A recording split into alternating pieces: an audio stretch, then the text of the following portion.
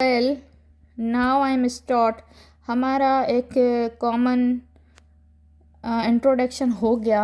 अभी पढ़ेंगे cases in which specific performance enforceable. अभी कौन से केसेस होंगे जिसमें हमें स्पेसिफिक परफॉर्मेंस करवानी होगी।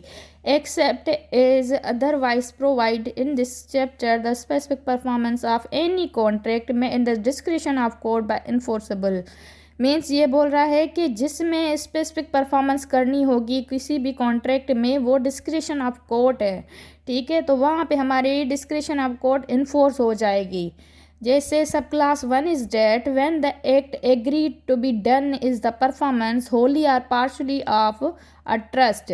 मीन्स कोई भी ऐसा एक्ट जिसमें वन पार्टी इज एग्रीड, किसी ने एक पार्टी ने एग्रीड किया है, डन किया है, ठीक है, ए एंड बी का कोई भी कॉन्ट्रैक्ट है ट्रस्ट के बिहाइंड पे के वर्क, कोई भी आपको कॉन्ट्रैक्ट जो है ना कंप्लीट करना है।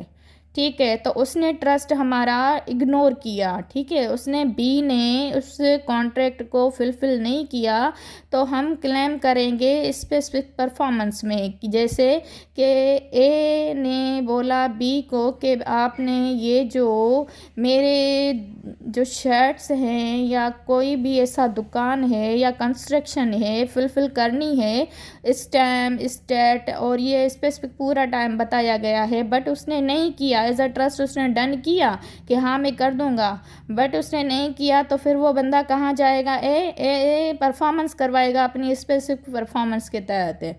ठीक है, एक पार्टी ने एक होली और पार्शली अगर फुली किया है तो वहाँ पे स्पेसिफिक परफॉर्मेंस हो ही नहीं सकता, उसका तो काम हो गया। अगर पार्शली एक पार्ट रह गया मीन्स उसने अनकम्प्लीट कोई भी कॉन्ट्रैक्ट किया, तो इट मीन्स वो हमारा स्पेसिफिक परफॉर्मेंस में क्लेम कर सकता है। सब class B is that where that exists no stand for the ascertaining the actual damage caused by non-performance of the act agreed to be done। अभी यहाँ बोल रहा है कि किसी बंदे ने नॉन परफॉर्मेंस की, ठीक है, नॉन परफॉर्मेंस मीन्स उसने कोई कॉन्ट्रैक्ट फुलफिल किया ही नहीं। जिसने बोला था कि आपने ये कॉन्ट्रैक्ट करना है वो एग्री भी हो गया था कि भाई आपका काम डन हो जाएगा, फिर उसका जितना नुकसान हुआ होगा वो एक्चुअल डैमेज बी को देना होगा। लेट सपोज मैंने बोला बी को कि आपने ये जो शॉप है ये इसकी कंस्ट्रक्शन आपने फुली करनी है, बट मैंने उसको पैसे भी दे दिए और उसके बाद मैंने इसको एडवांस वगैरह फुल दिया और टाइम ड्यूरेशन सब कुछ बता दिया, और बी ने कहा कि yes I am done, agree to be done, ठीक है मैं ये काम कर दूंगा इस टाइम जिसे आपने कॉन्ट्रैक्ट किया है, तो उसने नहीं किया। फिर मैं बोलूँगी कि आपने मेरा कॉन्ट्रैक्ट भी नहीं किया, आपने जितने मेरे नुकसान किया पैसों का मेरे टाइम का, आपने एक्चुअल डैमेज अब मुझे देना है।